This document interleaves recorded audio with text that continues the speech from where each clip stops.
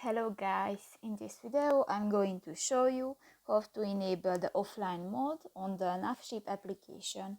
But first of all, I just want to mention, please don't forget to subscribe to our channel, because at 100,000 subscribers we are going to show you our YouTube revenue statistics and growth strategy, how to make money online. So let's jump into it.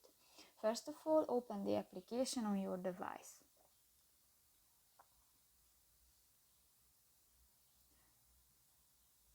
Go to the three lines at the upper left corner of the screen and tap to the first option, the settings.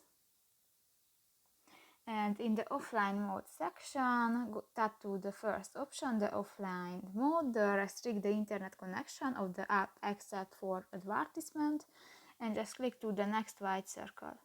And new, this function is enabled. So that's pretty much it for this video, guys. See you in the next one. Bye bye.